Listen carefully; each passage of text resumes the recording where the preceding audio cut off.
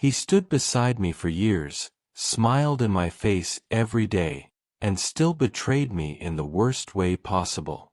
My name is Ethan Cole, and I am 29 years old. I run a small custom printing business where I design t-shirts, mugs, phone cases, and gift boxes for people who want something personal and meaningful. It is not a huge company, and I do not live a luxurious life, but I built it with my own hands, my own ideas, and years of hard work that nobody really saw except the people closest to me. For a long time, I was not building that dream alone. I had my best friend, Marcus Reed, beside me, and back then, I truly believed there was nothing in this world strong enough to break what we had. Marcus and I had been close since childhood. We grew up on the same block, spent every summer outside until the streetlights came on, and knew each other in the way only boys who grow up together really can. We played football in the street, rode old bikes until they nearly fell apart, and shared secrets that felt too heavy to tell anyone else. If I got into trouble, Marcus was always there. If he needed someone to talk to, I was usually the first person he called. Over the years, people stopped saying we were good friends and started saying we were like brothers. And honestly, I believed that too. When we got older, life started moving faster and becoming more serious. Dreams became plans, and plans slowly became responsibilities. While some of our old friends found normal jobs and steady routines, I wanted something different. I did not want to spend my life working for someone else while quietly wishing I had tried something bigger. I wanted to build something that belonged to me. Even if it started small, and even if it meant struggling for a while. That was when I came up with the idea of starting a small, online custom printing business. I knew it would be difficult, and I knew success would not come quickly, but for some reason, the idea stayed in my chest like a fire I could not ignore. Marcus was the first person I told. We were sitting outside a cheap burger place one evening, talking the way we always did, when I finally explained my plan to him. I expected him to laugh a little or tell me I was dreaming too big, but instead, he leaned back in his chair, looked at me seriously, and said, "If you do it, I'm in." That simple sentence meant more to me than he probably ever understood. It was not just support. It was loyalty. Or at least, that is what I thought at the time. In the beginning, our business was almost embarrassingly small. We rented a tiny room above an old repair shop, and the place was so cramped that if one of us moved too quickly, we would bump into boxes, shelves, or each other. We had one used printer, one old laptop that froze every few hours, a folding table that shook when we worked too hard on it, and just enough money to keep going week by week. Some days we had no orders at all. And those were the hardest days because silence can make doubt feel louder than failure. But we kept going. We stayed late, watched tutorials, learned how to deal with customers, fixed mistakes, and slowly started improving. Little by little, the business began to breathe. Then, after months of struggling, things started changing. A few customers became repeat buyers. One good review led to another. Then a local event organizer placed a large order, and suddenly our tiny business did not feel like a joke anymore. For the first time in my life, I felt like I was standing inside a future I had once only imagined. Marcus felt it. We talked about upgrading our equipment, moving into a bigger workspace, and maybe even hiring someone one day. We laughed about how we would tell people one day that this whole thing started in a tiny room with broken shelves and no air conditioning. Those moments felt real. They felt earned. And because of that, what happened next hurt even more. The first sign that something was wrong came quietly, almost too quietly to take seriously. One evening, after Marcus had already gone home, I stayed behind to check our weekly numbers the way I usually did before locking up. I liked looking over everything myself because it helped me feel organized and in control. That night, I noticed that one payment seemed smaller than it should have been. It was not a huge amount, and I almost ignored it completely, but something about it stayed in my mind. At first, I blamed the payment platform, or maybe my own tired eyes. I told myself I was overthinking a small technical issue, and by the time I got home, I had almost convinced myself to let it go. But then it happened again. Before we continue the story, download the PDF in the description and stay till the end. You'll find useful vocabulary, examples, and a fun quiz. A few days later, another amount did not match. Then another one after that. None of them were large enough to cause immediate panic, but they were enough to make me uncomfortable. The kind of uncomfortable that sits quietly in your chest and refuses to leave. I did not say anything to Marcus at first because I did not want to accuse him, or anyone, without being sure. So instead, I started paying closer attention. Every night after work, I checked our account, our orders, our receipts, and every small transaction that passed through the business. I told myself I was just being careful, but deep down, I think I already knew I was looking for something I was afraid to find. One night, I stayed later than usual. The building was silent, and the only sound in the room was the low hum of the printer and the soft clicking of my laptop keys. I opened our transfer history again and slowly went through it line by line, trying to keep my breathing calm even though my heart had already started beating harder. Then I saw it. A private transfer. Not to a supplier. Not to a customer. Not to any business expense I recognized. My eyes narrowed immediately. I clicked on the details, and when the full name appeared, my entire body went cold. Marcus Reed. For a few seconds, I genuinely thought I might be misunderstanding what I was seeing. I refreshed the page. I checked the date. I checked the amount. Then I checked older records.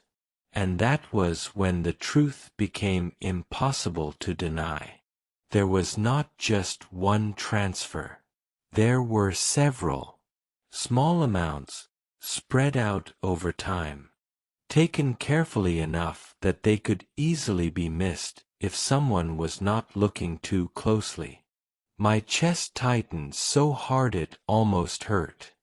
I leaned back in my chair and stared at the screen while the room around me suddenly felt unfamiliar, like I was sitting in a place that had once been mine but no longer was. That night, I did not sleep. I sat in that tiny room until sunrise, surrounded by boxes we packed together, products we designed together, and dreams we had once spoken about like they belonged equally to both of us. I kept asking myself the same questions over and over again. Why would he do this? How long had this been happening? Was this the first lie, or just the first one I had caught? And the worst question of all kept returning no matter how hard I tried to push it away. Did I ever really know him at all? The next morning, I texted Marcus and asked him to meet me after work. I did not choose our usual cafe because I could not bear the thought of ruining another place full of good memories. Instead, I told him to meet me at the old basketball court near our neighborhood, the place where we used to spend whole evenings competing, laughing, and talking about life like the future belonged to us.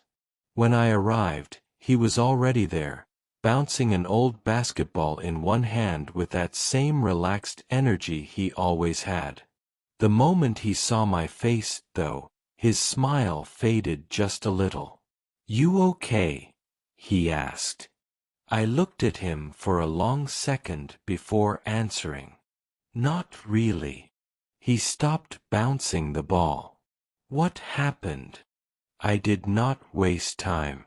I told him I had checked the transfers, and the second those words left my mouth, something in his expression collapsed. He did not ask what transfers. He did not act confused. He did not even try to lie at first. He just looked down, rubbed the back of his neck, and let out a long breath that sounded heavier than anything I had ever heard from him. "I can explain," he said quietly. I laughed once, but there was no humor in it. "Then explain." He sat down on the edge of the court, and after a few seconds, I sat too, though I left space between us that had never existed before. "Marcus told me that his older brother, Dylan, had gotten involved with the wrong people after losing a lot of money trying to fix some gambling debt and failed business problems that he had hidden from the family for months. According to Marcus, everything had spiraled faster than anyone expected, and when those people started pressuring Dylan, Marcus got dragged into the mess because he was the only one in the family who seemed to have access to money. At first, he said, he tried helping with his own savings, then with borrowed cash, then with desperate promises he should never have made. "And then?" I asked, even though I was already afraid of the answer. "And then I took it from the business," he said, barely above a whisper. Hearing him admit it out loud felt worse than discovering it myself. He told me the first time was supposed to be temporary. Just one transfer. Just enough to calm things down for a few days. He said he fully intended to put the money back before I noticed, but once the pressure got worse, he panicked and did it again. Then again. Every bad decision became easier after the first one, and eventually he was trapped inside a lie that had become too large to control. I listened to every word, but the pain in my chest did not soften. Because even if his fear was real, even if his desperation was real, it did not erase the fact that he looked me in the face every single day and still chose to betray me in silence. He worked beside me, laughed beside me, talked about our future beside me, all while quietly stealing from the thing we built together. That was the part one could not swallow. "You should have told me," I said, my voice low but shaking. "I know. You should have asked me. I know. You should have trusted me." At that, he finally looked up. His eyes were red now. "I was ashamed," he said. "I didn't want you to look at me like I had failed."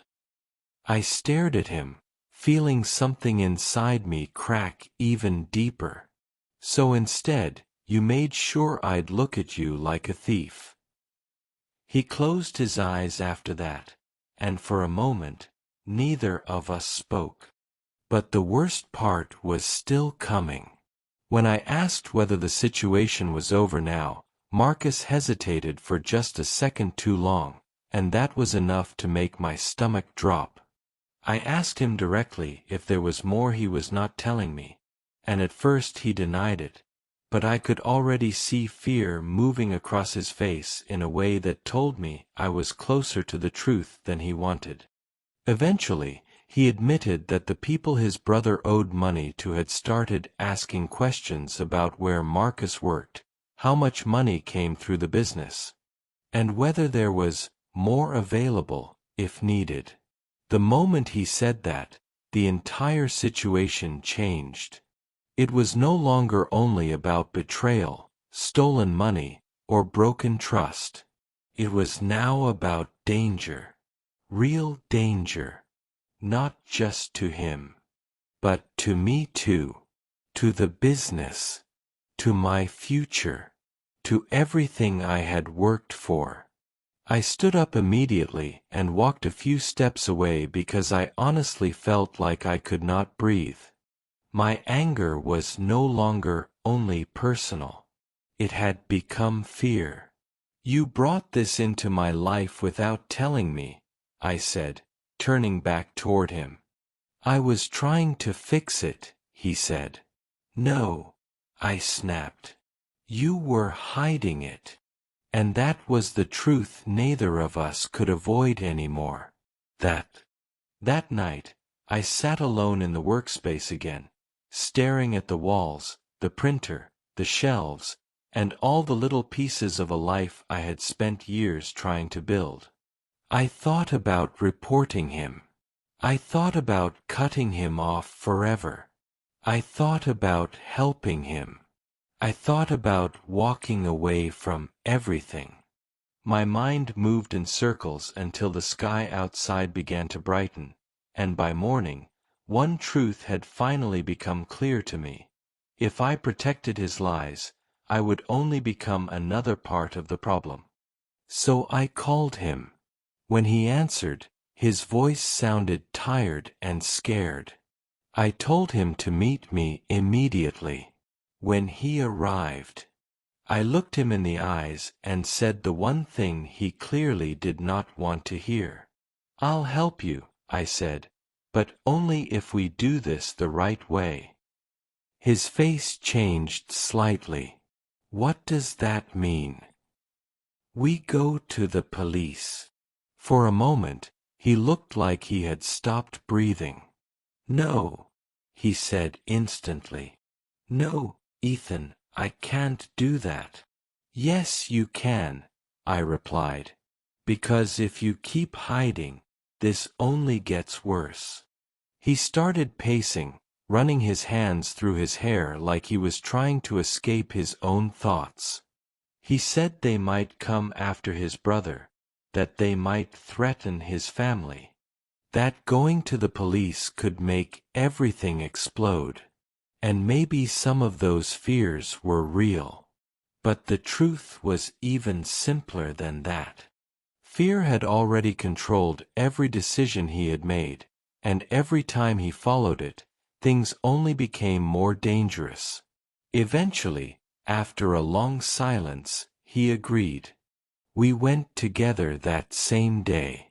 Marcus told them everything. The stolen money, his brother's debt, the threats, the names he knew, the calls, the pressure, all of it. It was one of the hardest days of my life, not because I doubted the decision, but because I knew that after that moment, nothing between us would ever return to what it had once been. The police opened an investigation, asked 100 questions, and warned us to be careful while things developed. For the first time in weeks, I felt like we were facing the truth instead of running from it. The months that followed were not easy. The business suffered. I had to rebuild trust with myself before I could rebuild anything else. I worked alone for a while, took fewer orders, managed every payment personally, and slowly brought things back to stability one painful step at a time. Marcus faced legal consequences for taking the money, and even though I did not try to destroy him, I also did not try to erase what he had done. Some mistakes are too serious to hide behind friendship. A long time later, Marcus asked to see me one final time. We met at a quiet coffee shop far from the old neighborhood, far from the places that still carried too many memories. He looked different. Not just tired, but changed. Quieter. More honest somehow. He apologized again, but this time there were no excuses hiding behind his words. Just regret. And for the first time, I believed him completely. I looked at him and said, "I forgive you." He nodded slowly, like he had been waiting to hear those words for months. But then I added, "That doesn't mean I can trust you again." He lowered his eyes, and this time, he accepted it without arguing. That was the moment I finally understood something I wish I had learned in an easier way. Forgiveness and trust are not the same thing. You can release the pain someone caused you without reopening the door they broke to get inside your life. You can care about someone's future without allowing them to stay in yours. And sometimes, the most painful thing is not losing a friend. Sometimes, it is accepting that the person you loved as a brother is no longer someone you can safely stand beside. I walked away from that meeting with a heavy heart, but also with peace. Because in the end, I did not only lose a best friend. I lost the version of life I once believed would never change. And maybe that was the real betrayal.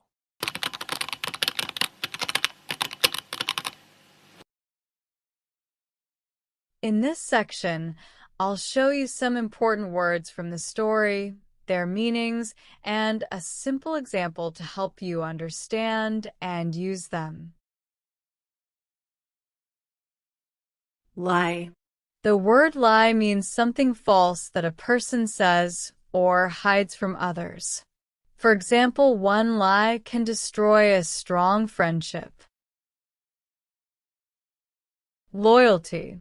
The word loyalty means staying honest and faithful to someone, especially in difficult times. For example, true friendship is built on loyalty and trust. Desperate. The word desperate means feeling so worried or hopeless that you are ready to do anything. For example, he was desperate to solve his family's problem. Ashamed. The word ashamed means feeling bad or embarrassed because of something wrong you did. For example, Marcus felt ashamed after Ethan found out the truth. Confront. The word confront means to face someone and talk to them directly about a problem or truth. For example, Ethan decided to confront his friend about the missing money. Consequences. The word consequences means the results or punishment that come after your actions. For example, every bad decision has consequences. Forgiveness. The word forgiveness means deciding to stop being angry at someone after they hurt you. For example, forgiveness can heal pain, but it takes time. Trust. The word trust means believing that someone is honest, good, and will not hurt you. For example, once trust is broken, it is hard to rebuild. Pressure. The word pressure means a strong feeling of stress or force that pushes someone to act. For example, Marcus made bad choices under pressure. Regret. The word regret means feeling sad or sorry about something you did in the past. For example, Marcus lived with regret after betraying his best friend.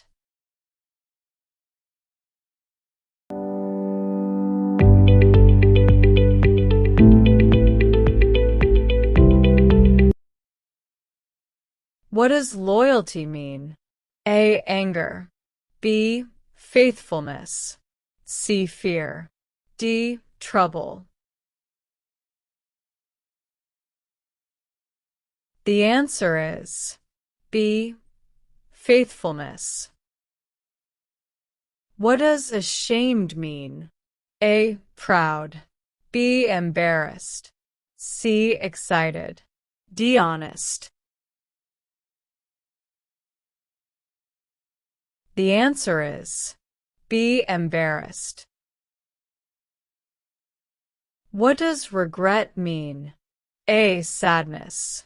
B. Friendship. C. Honesty. D. Joy. Challenge yourself. Write your answer in the comments. Thank you for watching. Before you go, don't forget to subscribe to the channel, like this video, and turn on the notification bell so you never miss any new content.